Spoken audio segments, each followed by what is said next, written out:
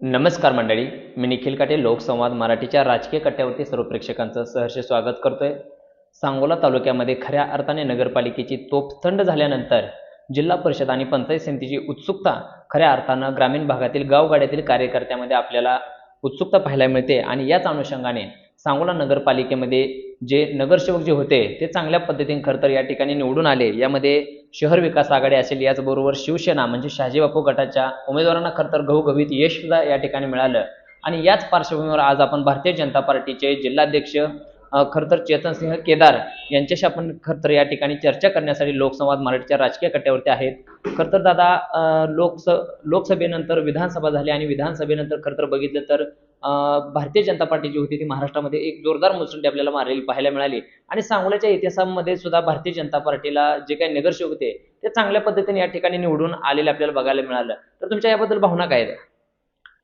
नक्कीच परवाच्या झालेल्या निवडणुकीमध्ये सांगोला नगरपालिकेमध्ये भारतीय जनता पार्टीच्या कमळ या चिन्हावर आम्ही निवडणूक लढवत होतो. आमचे कमळ या चिन्हावर लढणारे आदरणीय मारुतीबा बनकर साहेब यांचा म्हणजे काय इलेक्शन निवडणुकीमध्ये पराभव झाला याचं आम्ही आता सध्या चिंतन करतोय. आणि हे चिंतन केल्यानंतर परंतु दुसरी बाजू एक अशी आहे की भारतीय जनता पार्टी म्हणून आम्ही 5 नगरसेवक लढत होतो. त्यातले 4 नगरसेवक आमचे विजयी झालेले आहेत आणि एक नगरसेवक आधी किरकोळ 40 मतामध्ये गेलेला आहे. तर इथं सांगोल्या शहरामध्ये भारतीय जनता पार्टीचं अस्तित्व तर त्याच्या अगोदर दिसताना पक्ष म्हणून तर कधी कुठं निवडणुकीमधून विजयी होऊन दिसलेलं नव्हतं. परंतु ते नगरसेवकांच्या स्वरूपात 5 लढत असताना 4 आमचा TRP खूप चांगल्या पद्धतीचा आमचा रेशो राहिलेला आहे. म्हणजे पहिले नव्हते का नगरसेवक इथं? पहिले मी स्वतःच भाजपचा म्हणून इथं जेव्हा मी पहिल्यांदा इथं आघाडीतून निवडून आलो होतो, नंतर भारतीय जनता पार्टीचं काम चालू केलं तर भारतीय जनता पार्टीचं प्रतिनिधित्व मी स्वतःच इथं करत होतो. त्यानंतर पहिल्यांदाच आता निवडणुकीचा नगराध्यक्ष कमळ चिन्हावर लढले. दुर्दैवानं तो आम्हाला त्यामध्ये अपयश आलं. आम्ही त्याचं नक्की चिंतन करू, त्याच्या मुळापर्यंत जाऊ, काय आणि कशामुळे असं झालं की नगरसेवकामध्ये 4 नगरसेवक निवडून आले आणि नगराध्यक्षाला अपयश याचं कारण काय, त्याच्या मुळाशी जाऊन सखोल त्याच्या मुळापर्यंत जाऊन आम्ही नक्कीच काय आमच्या झालेल्या चुका आहेत ते दुरुस्त करायचं काम करणार. मग आता यामध्ये प्रामुख्याने जर बघितलं तर शहर विकास आघाडी 100% त्या ठिकाणी सांगत होती किंवा विश्वास होता की आमचे सर्वच उमेदवार खरं तर निवडून येतील. या गोष्टीवर कसं बघताय? नाही, खरंच आहे. शहर विकास आघाडीत आमच्यासोबत आदरणीय आमदार विद्यमान आमदार बाबासाहेब देशमुख साहेब होते, माजी आमदार दीपक आबा साळुंखे पाटील साहेब होते आणि आमचं भारतीय जनता पार्टीमध्ये आमचे नेते आदरणीय जयभाऊंच्या नेतृत्वाखाली आम्ही इथं काम करत होतो.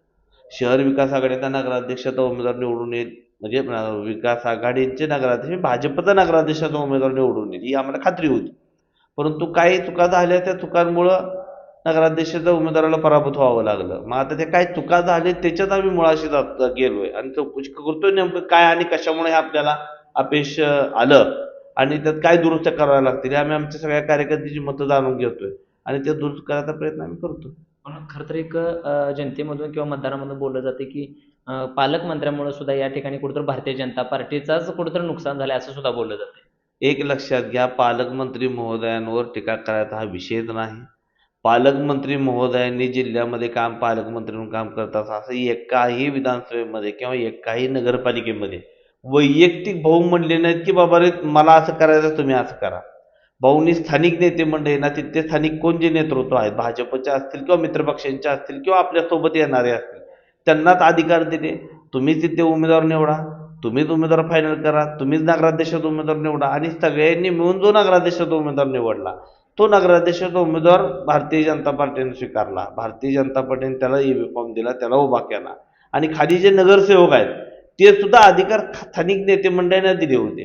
निवडणुकीतलं अपयश आल्याचं कारण नसताना भाऊंवर खापर फोडणं हे चुकीचं आहे. हे उलट मी असं म्हणतो, जिल्ह्यामध्ये याच्या अगोदरची परिस्थिती पाहिली आता माझ्या संघटनात्मक जिल्ह्यात बार्शी नगरपालिकेमध्ये याच्या अगोदर भाजपचा किंवा राजाभाऊ राऊतांचा नगराध्यक्ष तिथं होता. आता ह्यावेळेस तिथं कमळ चिन्हावर नगराध्यक्ष लढला, तिथला नगराध्यक्ष झाला.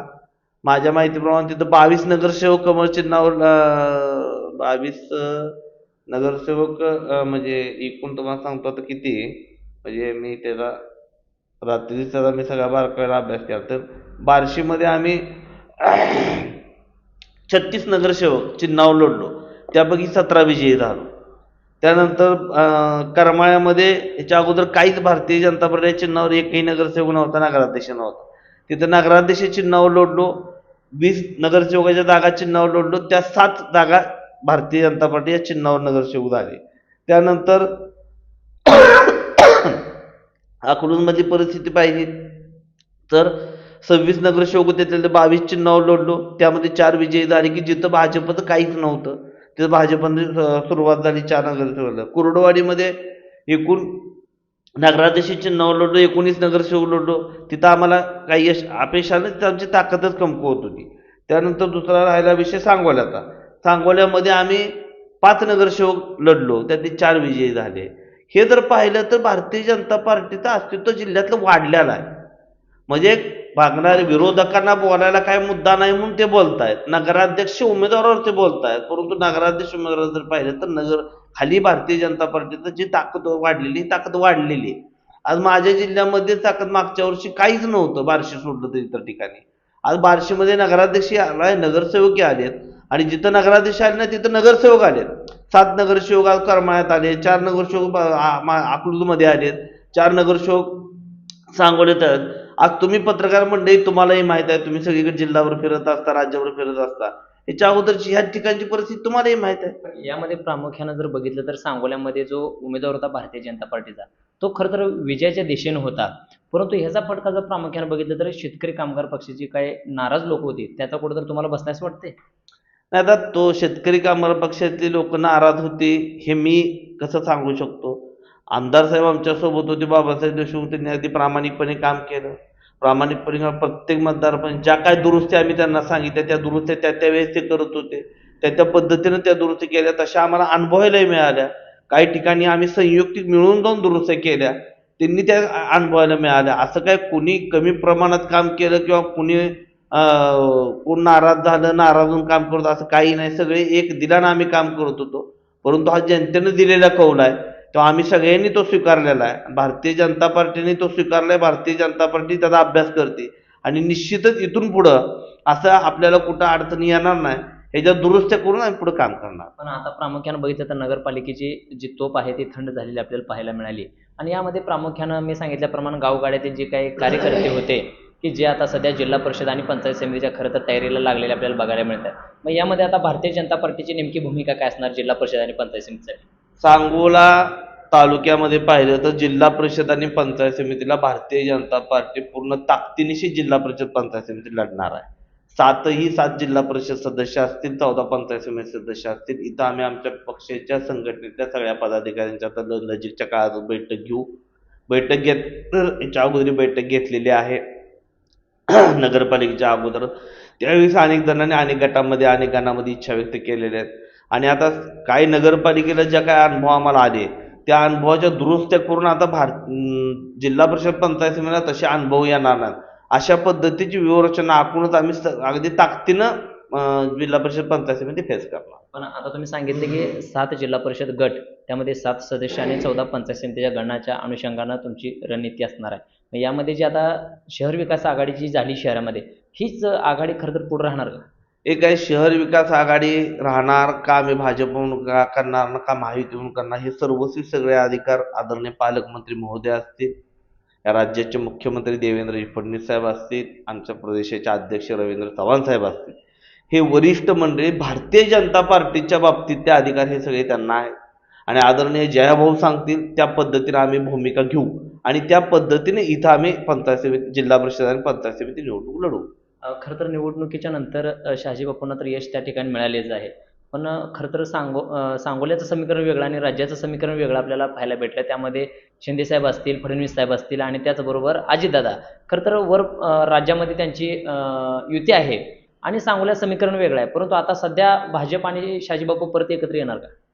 एक आहे भाजप आणि शहाजी बापू परत एकत्र येणार का, ह्याच्यावरती भारतीय जनता पार्टीची जी भूमिका आहे मी तुम्हाला आता सांगितली. आमचे नेते आदरणीय जयकुमार गोरे साहेब असतील, जयकुमार गोरे साहेब ज्या पद्धतीनं त्यांच्याशी ही सगळी काय मंडळी आहेत संपर्क करतील, संवाद साधतील, त्या पद्धतीने जयाभाऊ जो निर्णय घेतील, आणि स्थानिक नेते मंडळी आमचे पदाधिकारी काय निर्णय घेतील, पदाधिकाऱ्यांची आम्ही मतं जाणून घेणार आहे की भाजपचे जे स्थानिक पदाधिकारी त्यांची सगळ्यांची मतं जाणून घेऊन जे आपल्याला जिल्हा परिषद पंचायत समिती निवडणूक लढायच्या अनुषंगाने जे पोषक आहे ते आम्ही आमचे वरिष्ठ नेते आदरणीय जयभाऊंच्या कानावर घालून जयभाऊ तो निर्णय देते त्या निर्णयावर आम्ही काम करणार. खरं तर एका बाजूला सुद्धा सांगोला तालुक्यातील कार्यकर्त्यांमधून दीपक आबाच्या संदर्भात वारंवार बोललं जात आहे की दीपक आबांचा जो पक्षप्रवेश आहे भाजपमध्ये तो घेतला जाणार का? खरं तर ह्या गोष्टी कसं बघ. आदरणीय दीपक आबांनी भाजपमध्ये पक्षप्रवेश करतोय तुम्हा मंडळीने अनेक वेळा सांगितले. माझ्याशी वैयक्तिक आबा बऱ्याच वेळा ह्या विषयावर बोललेले आहेत. त्या पद्धतीने आमचे नेते आदरणीय जयभाऊ असतील, प्रदेशाध्यक्ष रवींद्र चव्हाण साहेब असतील, यांच्याशी मी वारंवार हा विषय आबांचा पक्षप्रवेशासंदर्भात बोललेलो आहे. त्याबद्दल वरिष्ठांकडनं जेव्हा सूचना येतील त्यावेळी त्यांच्यावर नेमकी ती जे काय वरिष्ठ सांगतील त्या पद्धतीने कार्यवाही होईल. अजून तुर्तास काय सूचना कोणत्या आल्या नव्हत्या. प्रवेशाबद्दलची चर्चा आहे आता सध्या नगरपालिका निवडणुकीत पूर्वी असं जयभाऊंची आणि काही चर्चा झालेली तुम्ही सगळ्यांनी पाहिलेली आहे. तरी निवडणूक झाली की आपण त्यावर योग्य तो निर्णय घेऊ आणि त्या पद्धतीने कार्यवाही करू असं जयभाऊ बोलले होते. आता मग ह्याच्यामध्ये भारतीय जनता पार्टीचा खरं तर सांगोला तालुक्यामध्ये उत्सुकता आहे किंवा एक चर्चेचा विषय आहे की master stroke Bharatiya Janata party जिल्हा परिषद आणि पंचायत समितीला कशा पद्धतीने लावणार आहे? आता मास्टर स्ट्रोक कशा पद्धतीने लावणार हे तुम्हाला आम्ही सांगणं बरोबर नाही. मास्टर स्ट्रोक लावल्यानंतर आता जे काय नगरपालिका पाहिजे तसं नक्कीच काय नसेल. आमचा स्ट्रोक नक्कीच काय तर दिसण्याजोगाच असेल हे मी खात्रीने सांगतो.